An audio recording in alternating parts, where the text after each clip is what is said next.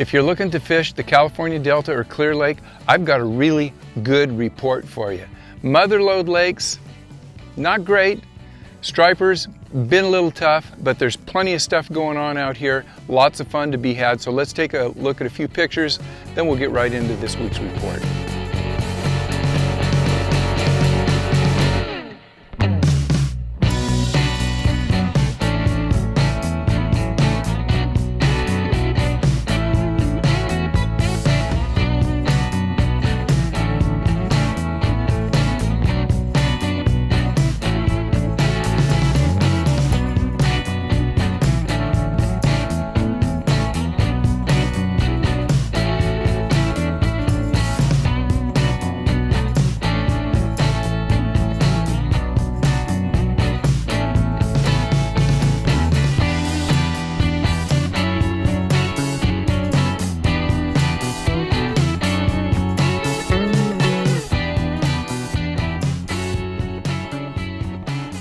Hi everyone, thanks for joining me. You're watching In Deep on the Delta. This is the weekly fishing report for July 23rd.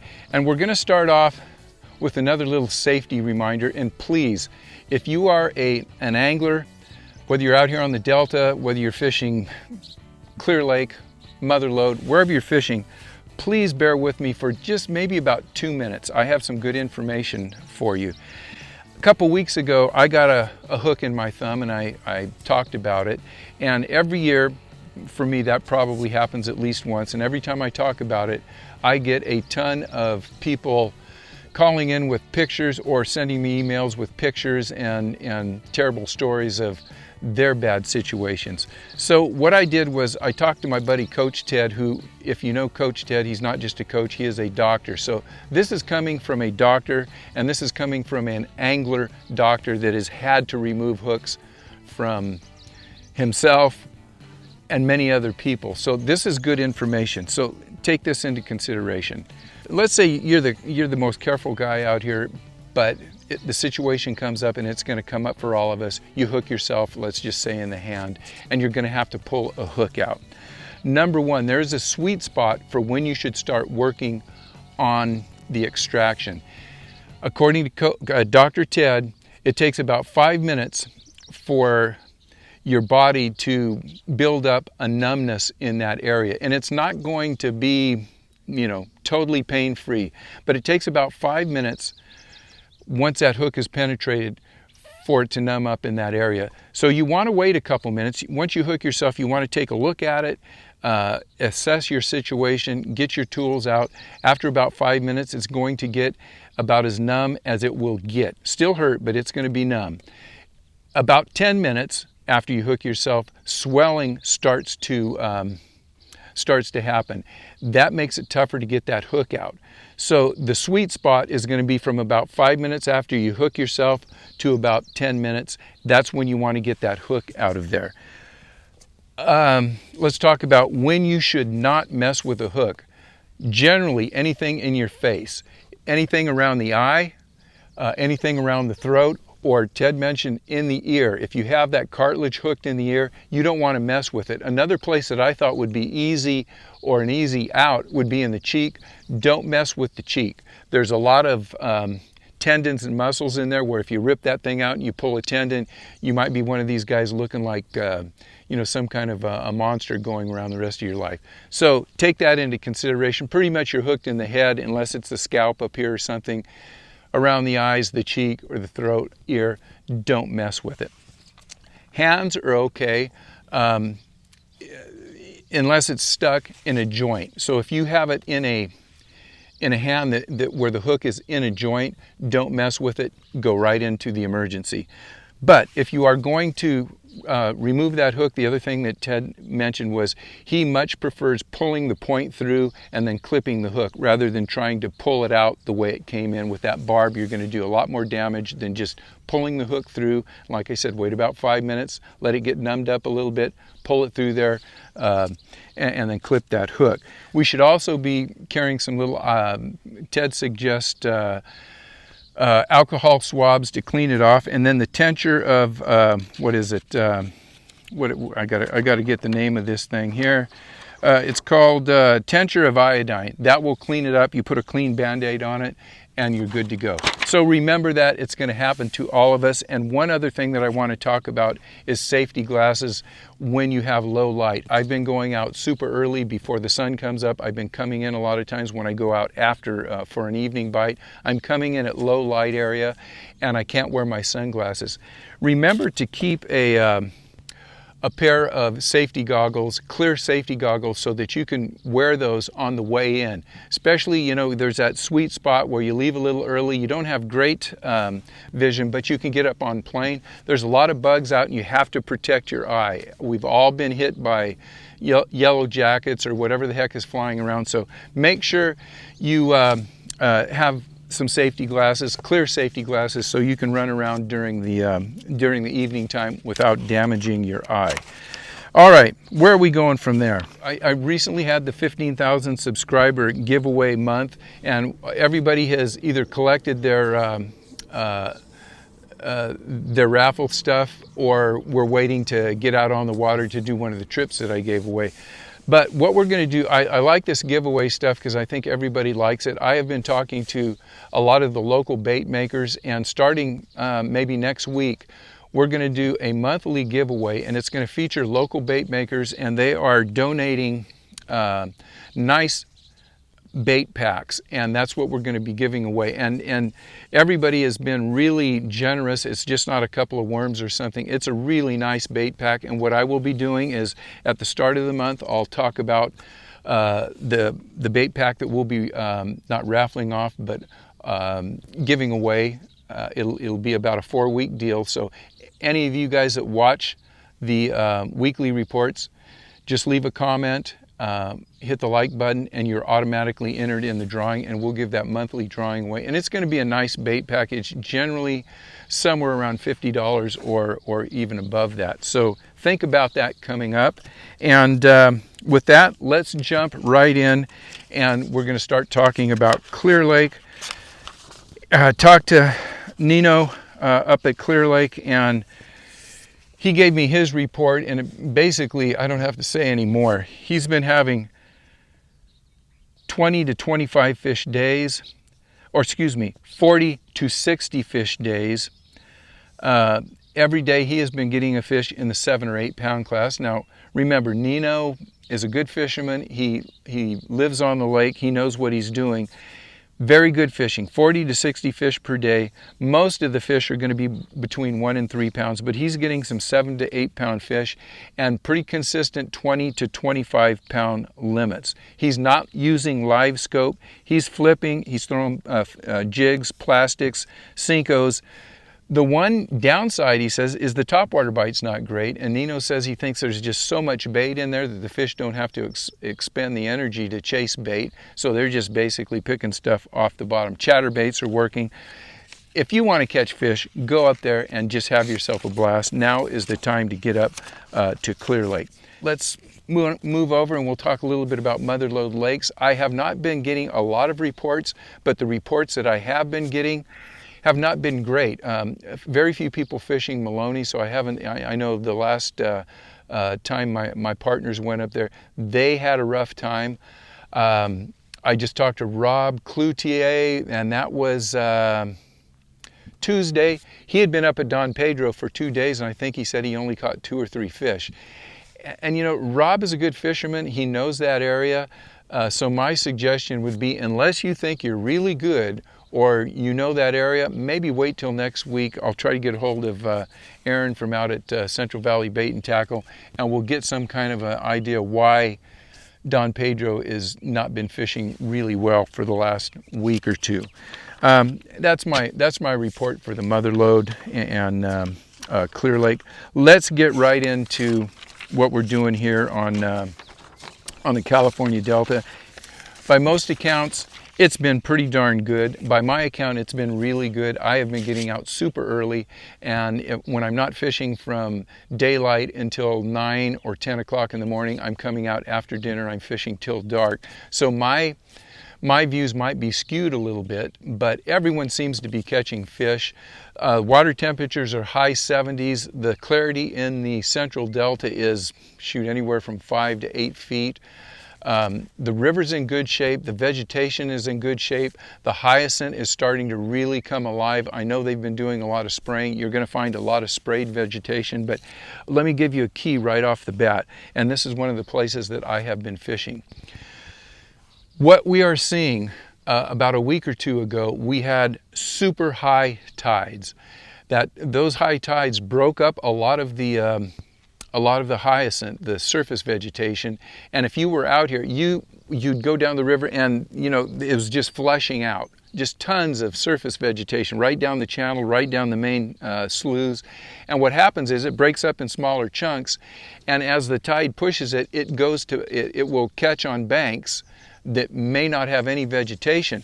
Well, what I've seen in the last couple weeks, these rock banks that previously did not have surface vegetation, they are holding the hyacinth. And remember, the hyacinth is, when it breaks off from a big chunk, it's growing. It still has the roots. So that chunk will break off, it'll float down, maybe it'll go a mile downstream or downriver, and it'll catch on a bank. Once it catches on the bank, it starts growing. And these are the places that I really like to fish, because it's not, I don't know what you can see behind me, but you can come out in some of these areas and you have a football field of surface vegetation. That's tough to fish. But when you have a 5 or 6 foot splotch that maybe goes 50 yards, that's fishable. You can punch it, you can worm the outside. I have been getting out early and I've been throwing top waters along the edges of exactly those kind of places. And it doesn't matter if it's on an island, if it's inside a flooded island, or if it's on a rock bank, those places are holding fish. That's another thing that I need to get to. I'll get to this very secretive bait that we've been talking about here in just a minute, but let's go over the tournament results and then we'll get more into the Delta fishing. So BBT had their tournament last week, 27 boats. They had 2 bags over 26 pounds. 15 pounds was right in the middle. That's pretty good fishing out here. The Wednesday night tournament, not a super heavyweight, but took 23 something to win, and after that second was 20. Then it went 19, 19, 19, 18, 18, 17, 7 for 8th place. So it took almost 18 pounds to out of 67 boats to get that 17-7 for 8th place. 3 fish over 8 pounds, and that's what I have been seeing out here. The bigger fish are showing up. They are heavy. A lot of these females are finally, past post-spawn. They're feeding heavily. They're getting fat. Even the males or the small females that are maybe 16, 17 inches, they are just fat, thick shoulders on them. Just a lot of fun, and they fight like crazy. So let's talk about what I've been doing and the reports that I've been getting. Everyone is saying that the morning bite, the AM, PM bite, topwater bite has been treating them pretty well. If you're fishing throughout the day, it's tidal related. You're going to have to fish worms and chatterbaits. Once again, are the two baits that you'll probably want on. I can also recommend, if I like fishing worms, so I have not been throwing a lot of chatterbaits. I'm not throwing a lot of frogs once the sun comes up, and I'm not punching a lot. But when I'm worming, I have a minimum of about 4 or 5 rods out. I have a inline unweighted worm that I can pull through cover. I have a wacky worm. I have a lot of times I'll put a nail weight in the head of the wacky worm, which is an eco. Maybe I'll have a drop shot, and I may have a floating rig set up. So don't think you can just come out here with any old worm and work every bank. You have to have several worm rods loaded up so that you can fish what's in front of you. When you get into a 2 feet situation where you've got a lot of subsurface vegetation, you may need to have that presentation that's going to be weedless. You get out to the point, you got to get a little drop down a little bit. Maybe that wacky worm was doing well, but unless it's weighted and you've got a nail in the head, you're not going to get down to where the fish are. The bigger fish are really light biters, and most of the time you don't even feel the bite. You have to have that sixth sense, or the Delta sixth sense, where you throw it out there and you try to weigh your bait and nothing's there. That's probably a fish. You reel down to that fish, and if you get that bop, bop, that's probably a big fish. The small fish, they're trying to rip the rod out of your hand. They're a lot of fun to catch, but you know right away when you get that big bite, especially if you've been out here on the Delta for very long. So midday, again, punching and frogging, they are working. I suspect that these guys are getting that are getting the 26-pound bags are probably relying on a lot of punching. That's up to you. If you like that game, now is the time to play it. Topwater baits. Rovers have been my #1 bait, or small poppers, Ricos, or bubble walkers. My big baits have not been getting bit like they were a week or two ago. I don't know what it is. I have been throwing some of my big rats. I've been throwing wake baits, and they're just not getting bit. Can't get fish to pick up. Every now and then one will pick one up, and that's why I throw them, because I'm looking for that double digit, and I think that's those big baits are the ones that are going to give me a better chance to catch it. But all in all, I have been getting a real quality fish on the River to Sea rover. If you don't have a rover, you can throw any type of walking bait, whether it's a Sammy or a spook, whatever you want to throw. Colors to me have not really mattered. Let's get down to talking about this bait right here. Oh, by the way, this is another bait that I have continued to use, and my son Nathan, who does a lot of investigating when it comes to overseas baits, whether they're coming from Japan or Australia or wherever they're coming from. This bait happens to come from China. It is a knockoff, and I have the name of this for you guys that want to purchase this. As far as Nathan can tell, and don't quote me on this, it is a knockoff from a Japanese bait. It's kind of an HTMLK from Japan, and this is about a $40 to $50 bait. This is a knockoff. The knockoff is called, and for you guys that are looking for this, you're going to have to look for the Alive bait from All Blue. That is the name of the company. The name of the bait is the Alive bait from All Blue. Nathan's got them on AliExpress. It's about a 5-inch bait. It is a saltwater bait. It's meant to look like some type of anchovy, but man, it has been killing him for Nate and I out here for the last month. When fishing gets tough and the only thing that they're doing is biting a worm, you can pick this up and really fish it. You can burn it. This little tail, when it's just setting, it kind of looks, you can twitch it, you can burn it back.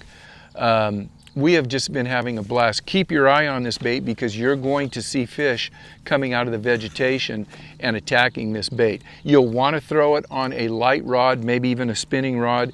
It has 2 line clips. We use the one on the nose 90% of the time, and you can get that bait down maybe 6 inches underwater when you twitch it, or you can move it very slowly and it just turns into a wake bait.